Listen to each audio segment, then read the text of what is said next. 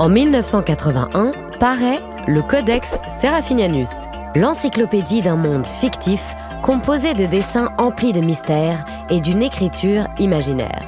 Le livre est devenu culte. Federico Fellini, Roland Barthes et Tim Burton s'en réclament. Depuis 40 ans, des obstinés tâchent de déchiffrer ce grimoire étrange. Mais que cachent les 300 planches de cette civilisation inventée de toutes pièces ? Pourquoi le monde du Codex est-il plus fascinant que le nôtre ?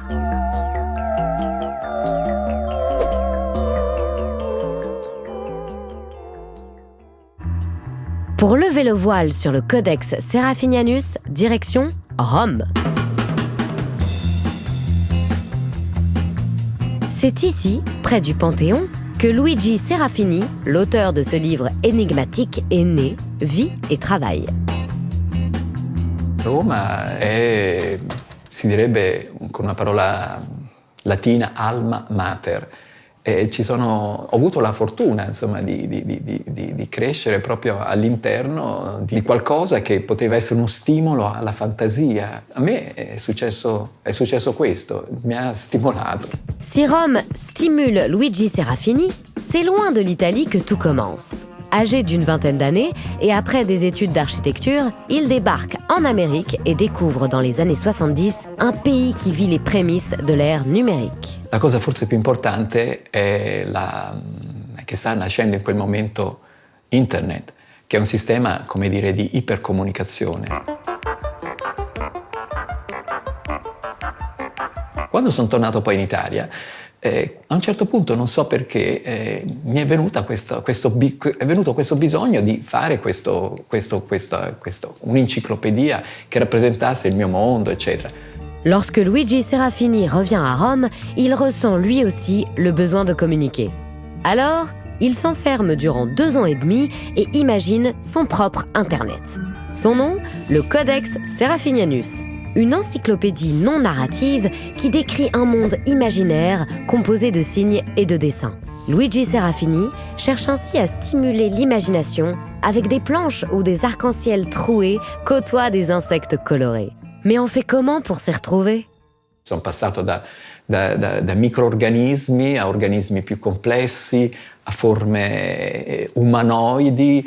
Devo dire che in realtà la prima immagine forse è un'immagine un po' di cyborg, cioè di creature che sono in parte meccaniche e in parte umane. Les images sont accompagnées de textes écrits dans une langue indéchiffrable. Mais cette écriture, Luigi, elle veut dire quoi ? È una scrittura, quella del Codex, che corrisponde grafologicamente, direi, corrisponde al mio modo di sentire, con le curve, certe ripetizioni, certi ritmi, però appunto non vuol dire assolutamente niente. Ah d'accord. Mais s'il n'est pas traduisible, le codex n'est pas pour autant dénué de sens. Il mondo così tecnologico, così prepotentemente economico in cui viviamo, ci limita nella libertà e ci limita nella realtà. Quindi il sopra-realtà, il surrealismo è diventato un elemento, come dire, necessario per sopravvivere.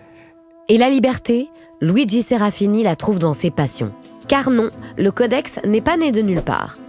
Outre les Étrusques, qu'il considère comme les fondateurs du monde moderne, ou Marcel Proust, qu'il cite dans le codex, un homme l'influence fortement. C'est Raymond Roussel, admiré des surréalistes. Une phrase de son roman de 1914, Locus Solus, inspire à Luigi un dessin de créature à l'apparence d'un pan. L'appareil caudal, sorte de solide armature cartilagineuse, s'élevait d'abord verticalement pour s'épanouir vers l'avant à sa région supérieure, créant au-dessus du volatile un véritable dais horizontal. Luigi Serafini s'inspire et inspire. Son fan club est aussi disparate que ses goûts. Le réalisateur Federico Fellini lui a demandé de dessiner l'affiche de son dernier film, La Voce della Luna, le sémiologue Roland Barthes n'a jamais caché son admiration pour le système de signes que représente le codex. Il devait même écrire la préface de la première édition avant que sa mort soudaine ne l'en empêche. Et le chorégraphe Philippe de Coufflet s'en est inspiré pour ses pièces Codex, Décodex et Tricodex.